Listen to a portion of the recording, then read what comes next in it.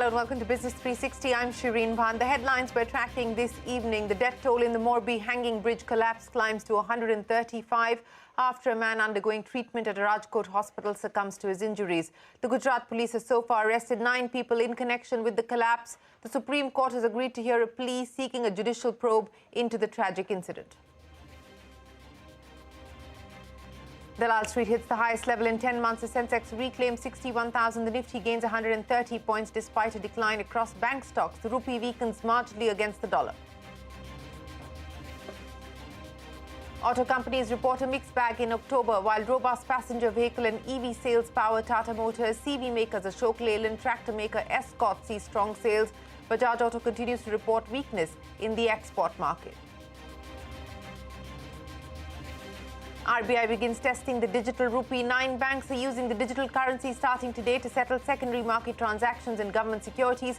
HSBC is part of the pilot project. Its CEO Hitendra Dave confirms to CNBC-TV18 transactions have started taking place. Google pauses its payment policy for app developers after the Competition Commission order. Developers can now use third-party billing systems for in-app purchases. Google says it is reviewing its legal options. I'm truly sorry, says the founder of edtech company Byju's in a letter to employees after laying off 2,500 people, as there is a huge price to pay for walking on this path to profitability. The funding winter has led to a 61% drop in hiring by startups, according to a new study. 15% of companies are shifting to a partial gig workforce model, and payments to gig workers are up 153% amidst the slowdown in hiring permanent employees. Elon Musk fires the Twitter board, becomes the sole director days after buying the social media company. Later tweets that the arrangement would be temporary. Also proposes to charge a monthly subscription fee of $8 in a Twitter exchange with author Stephen King.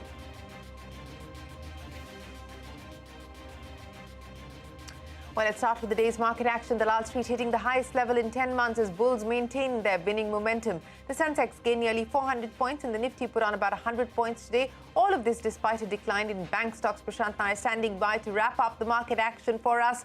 Continues to be strong for our markets, Prashant. Well, it was a pretty good session for the market. The index cruising closer and closer to that all-time high level. There was some hesitation mid-session at about 18,100. Which I guess was the most traded sort of price point on the Nifty today. But by close, we sort of moved higher once again, almost at about 30 points short of the day's high. Banks underperformed. PSU banks had done very well. That pulled back. Private banks also lower. Axis and PNB, just to give you an example, one from the private space, one from the PSU bank space, which saw profit booking today. What was higher? Metals as a pack moved higher. We had pharmaceutical names and the government companies, the CPSE index, which did very, very well. A bunch of names. So on the Nifty, old economy names were all the rage. NTPC, Power Grid, Grasim, Divi's Laboratories was something which did well. And Adani Group stocks are back in focus. So Adani Enterprises and Ports both did quite well as part of the Nifty. The broader gains and advances outnumbered declines, not by a huge margin, but comfortably so. Varun Beverages, Adani Wilmar, NMDC, Renuka Sugars, CMS Info, Godfrey Phillips. Delivery was locked up 10%, and Circuit, after, of course, what has been a very damaging fall, Heidelberg Cements, JK Lakshmi, and something like a Gokuldas Exports doing very well as well. I mean, as of today's close, the Nifty is just 2.5% away from its previous all-time high of 18,604, which was made in October of 2021. So we're almost there. I mean, between now and then, you've got two things. You've got the ISM manufacturing survey out of the US tonight, and then you've got the Fed decision, which comes out tomorrow night, to which markets here will react on Thursday morning. A 75 basis point is priced in, but any talk that the pace of hikes will slow down from here, I think could propel the next move for markets. Back to you. Prashant, many thanks for joining us. That's the market action for you and the triggers to watch out for. In the currency market, the rupee weakened marginally against the dollar after rising in early trade. Financial markets remained cautious ahead of the US Fed meeting, as Prashant was pointing out. $1 US continues to cost almost 83 rupees. Now, the price of a commercial LPG cylinder has been cut by 115 rupees. The 19-kilogram cylinder is largely used by restaurants and eateries. The cost of a cylinder in Delhi is more than 1,700 rupees. The government source is also telling CNBC-TV18 that reports suggesting that there is likely to be a 40 paise cut in petrol and diesel prices are not correct. The government has decided to increase palm oil import tariffs by 6 to 11%. The move is expected to aid farmers who are reeling from lower oilseed prices. US President Joe Biden has threatened to pursue higher taxes on oil companies if they do not try to lower fuel prices, calling their profits a windfall of war. Biden has warned if companies don't cut retail fuel prices, they will be made to pay higher taxes on their excess profit. And staying with that story, higher fuel prices that the US president is concerned about have aided British energy major BP to post another bumper quarter. The oil and gas giant has raked in profits of $8.2 billion in the third quarter. That's much higher than analyst estimates of $6 billion. Finance Minister Nirmala Sitharaman has said food security has become an issue due to the shipping disruption in the Black Sea on account of the Russia-Ukraine war. A few months back, the UN had brokered a deal between Russia and Ukraine to allow the export of fruit grains, but that seems to have fallen apart. Speaking to the media, the Finance Minister said G20 members will have to discuss the sanctions against Russia and the food security issue specifically because of the spillover impact of Russia's decisions. Take a look. Food security, which again today and since yesterday has become another point of discussion because of the disruption which is happening in shipping grains through the Black Sea. So these are issues which definitely are already there. So broadly, I would think these are the kind of issues with which we'll have to take the G20 forward. Members will have to talk about it. Actions taken at the early stages of the Russia-Ukraine war, whether it is sanction on payment through the SWIFT or subsequently on the fuel trading. Yes, it has moved from one milepost to another. You hear less of some, you hear more of another. You also have probabilities of newer such things coming in. So these are spillovers of decisions. Those will have to be definitely discussed. Well, that's the Finance Minister. Now shifting focus to the auto sector, it's been a mixed sales for the month of October. While Tata Motors, Escorts, Ashok Leyland have seen year-on-year growth, Bajaj Auto and Maruti Suzuki have seen a decline. Sonia standing by with the report card. Sonia, what do the numbers look like? Well, thanks a lot for that. So, it was a mixed bag this time around for the auto sector. And let me begin with Tata Motors. As you rightly pointed out, very good growth coming in for Tata Motors in the passenger vehicle segment, specifically because of the big boost that came into the electric vehicle space. So, overall, Tata Motors sales growth was 15.5% year-on-year, led by the passenger vehicle sales, which was a growth of 33%. And here's the big kicker for Tata Motors. The EV sales went up 158% year-on-year, coming in at 4,277 units. In fact, the entire commercial vehicle pack has also improved. So Ashok Leyland and Eicher reported good commercial vehicle sales this time. Ashok Leyland total sales were up 34% year-on-year. Eicher Motors domestic commercial vehicle piece rose 14.2% on a year-on-year basis. And the other big pocket that moved this time, which was very strong, was tractors. Both Escorts and M&M reported cracker sales this time around. Escorts total sales were up 7.2% year-on-year, up 18% month-on-month, while M&M recorded its highest ever tractor sales in a single month, more than 50,000 units.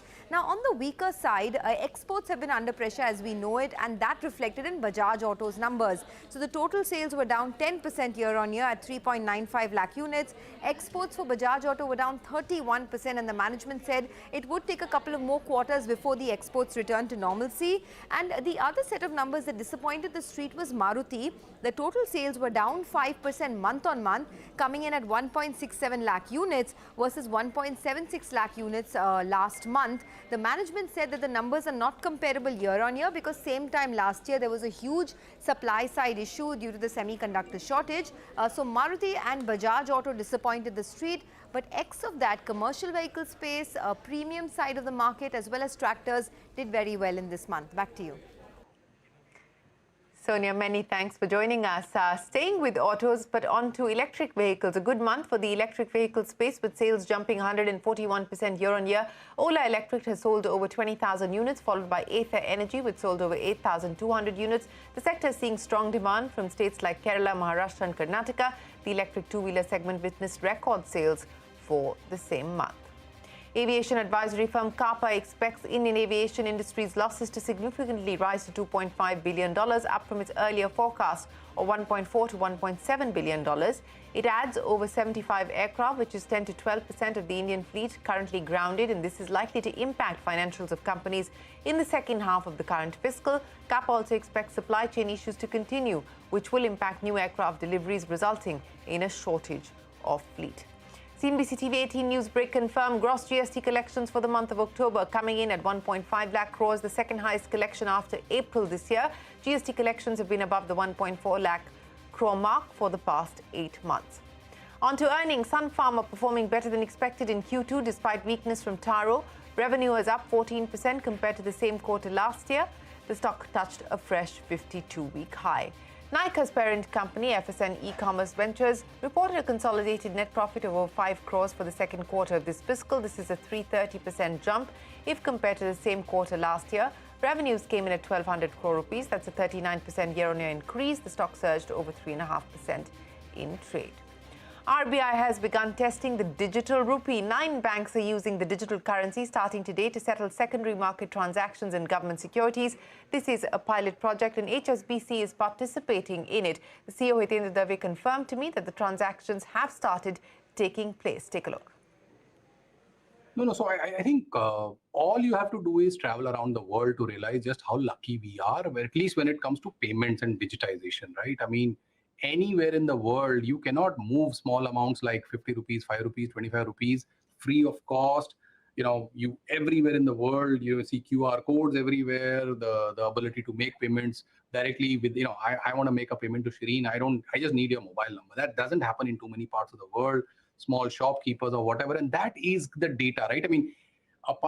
This is something which I think in the last 5-7 years, we've just leapfrogged the world. We've gone from being maybe behind the world to now at least being a generation ahead, and that's an advantage we must drive home.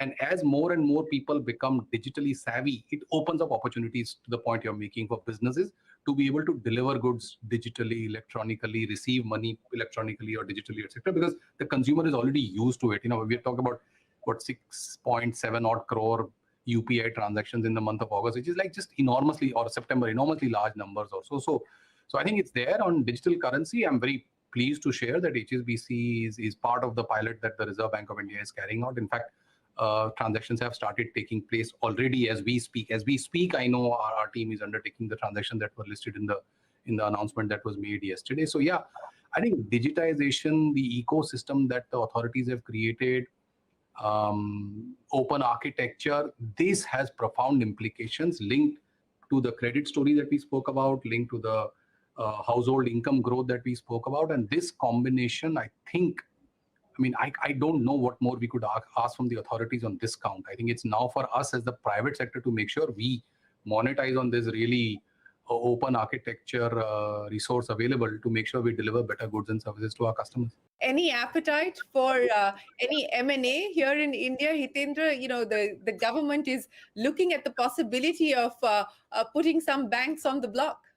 I can answer that question directly in the sense because I know what you're alluding to, but I think you're aware that we are at an advanced stage of concluding our acquisition of Larsen Tobro's investment management division. So I think that's about literally 3 weeks from now or so, where we will merge the 2 units into one.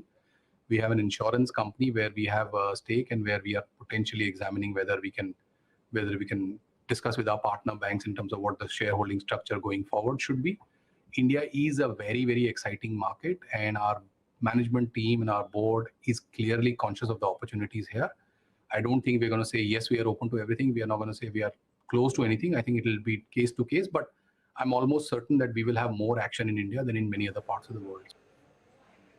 Well, that's HSBC's CEO Hitendra Dave, a CNBC-TV18 exclusive interview. Less than a week after the Competition Commission imposed a back-to-back fine on Google, the company has decided to pause its payment policy for all app developers. This will lead to developers using third-party billing systems for in-app purchases, at least for now. Shilpa Ranipeta joins us now with more. What does this mean now for Google, Shilpa? Well, Google said in an update on its support page that it will now pause the enforcement that requires all app developers to use Google Play's billing system. Now, this is following the CCI order, but remember, this is only a pause now as Google reviews its legal options post the CCI order. It is also only in India. The requirement continues in other markets outside of India. Now, remember, this enforcement was set to come into effect today after Google announced in October 2020 that all developers selling digital goods and services on their apps are required to use Google Play's billing system, and the apps using an alternative in-app billing system will need to remove it and comply with the payment policy of Google. Now, this was then delayed to 31st of March of this year globally following backlash, and in India, Google had delayed that till the 31st, saying that it wanted to offer required support for recurring payments through systems like UPI and wallets, and also in the light of changes that were coming into India's recurring digital payment guidelines. Now, remember, this move, though not clear yet whether it's permanent change or not, is a shot in the arm for India's app developers and the startup founders, including the likes of Paytm's Vijay Shekhar Sharma, who have been speaking up against Google Store's policies and the commissions that Google charges on all the transactions that happen on an app. But remember, the CCI's order only directs Google not to force its own billing system and allow other payment gateways, and this does not impact in any way the commissions that Google charges on transactions. Back to you. Shilpa, many thanks for joining us. And staying with news from the startup space, Baiju Ravindran, the founder of Byju's, has written a letter to employees after announcing that 2,500 of them will be laid off. After reporting losses of over 4,500 crore rupees, Byju's has promised to turn a profit by March next year. In his letter, Ravindran says, and I quote, "There is a huge price to pay for walking on this path to profitability." He went on to say, and I quote again, "I'm truly sorry to those who have had to leave Byju's. You are not just a name to me. You are not a number. You are not just 5% of my company, you are 5% of me," end of quote. Now, startup hiring trends have seen a 61% drop since October 2021. That's according to a study by Razorpay and X-Payroll. The study also suggests that amidst the slowdown in hiring permanent employees, payments to gig workers has seen a significant rise. Ritu joins us now to chalk up the latest. What are the hiring trends, Ritu? How are they shaping up? Well, the hiring trends aren't surprising at all because amid the ongoing funding winter for startups and the layoffs that we've been seeing across the board, hiring of new permanent employees by these companies has slowed significantly, dipping by 61% in just the last 1 year. Now, a report by Razorpay X, based on the payroll data of more than 25,000 employees across 1,000+ startups, found that while the dip in hiring was across seniority levels, CXO hiring, that dropped by a massive 93%. Now, while hiring overall has been lower, hiring in technology, that is one area that seems to have been least impacted compared to others. Now, amid all of this, gig workers, they seem to be the flavor of the season, the preferred way to go for startups these days. Payments to gig workers, that saw a growth of almost 153% compared to last year. And the total number of enterprises who are moving towards a semi-gig workforce model, that has also increased by 15%. So who's most in demand? Well, semi-skilled workers that are earning less than 20,000 rupees top the list, and those earning more than 1.5 lakh are the least in demand as of now. Now, spends by startups on salaries, that has also increased by almost 65% when you compare it to last year. But salaries across different levels have been rising gradually, not so fast, at an average of 12%. But growth in salaries is very different when you look at different scales of gig workers. Now, the median salaries of the gig workers, they've only increased by less than 20% in the last 1 year. Lastly, while yes, the salaries are rising, they're not distributed very evenly across genders. Now, growth in salaries earned by males was higher at 29% compared to about 22% for women. And moreover, the salary gap seemed to get wider the higher one goes up the salary bracket. So this salary gap is accompanied with a lower participation of women in the workforce as well, because for every 2 men that were hired by startups last year, 1 woman only was hired. Ritu, many thanks for joining us. That's the startup hiring trend and how that's shaping up for now. Time for us to enter a short break, but up next, the death toll in the Morbi hanging bridge collapse climbs to 135. That and more when we return.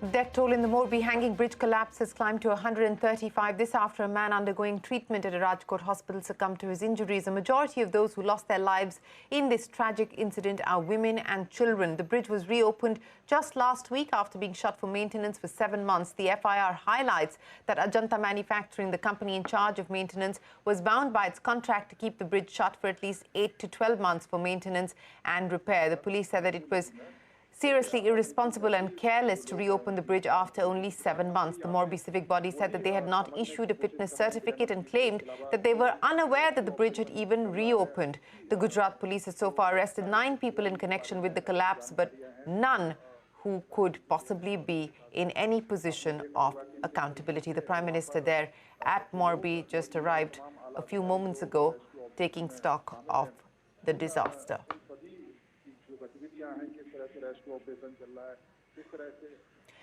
Santia Gora gets us the latest now from Morbi, where she has been reporting from through the morning.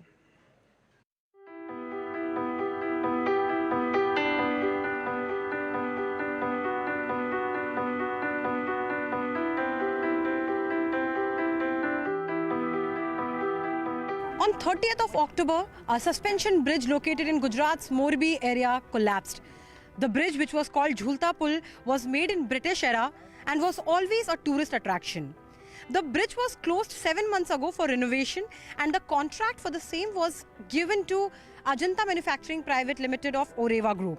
The bridge reopened on 26th of October, and on 30th of October, over 400 people gathered on the bridge and it collapsed. The tragedy has already claimed over 135 lives, and this is what happened on that fateful evening.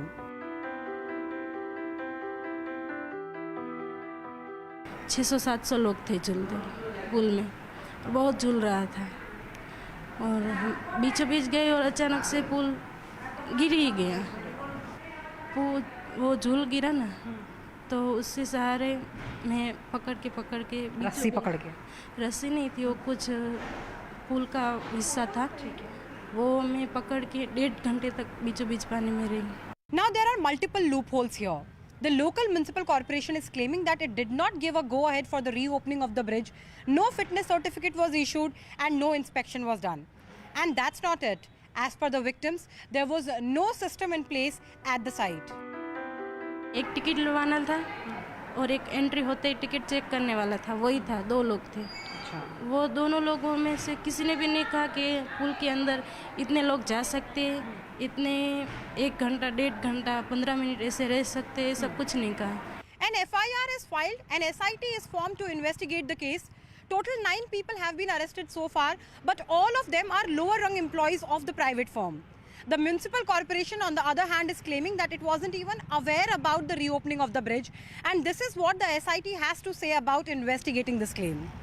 Regarding the loopholes, our SIT team is taking care all sort of the loopholes which have been committed either by the municipal authorities or by any other agencies. Our team is taking consideration, apart from all these loopholes, the other structural, technical, capacity building, all angles are taken into place, and will come out with the full investigation, and nobody will be spared in the investigation. The action will be the strictest actions will be taken against the culprits. The local municipal corporation is claiming that it has no idea about the increased capacity of the bridge post the renovation. Now the cops are claiming that no one will be spared, but as of now, no one from the municipal corporation or the top level of the private firm is questioned. In Morbi, with camera person Balbir Singh, this is Santia for CNBC-TV18. And before we go, Jamshed Irani, fondly known as the Steel Man of India, passed away late last night at the age of 86. He joined Tata Steel in 1968 and stayed at the company for the next 38 years. He took over as managing director in 1992 and played a crucial role in the company's transformation. JJ Irani is survived by his wife Daisy Irani and 3 children.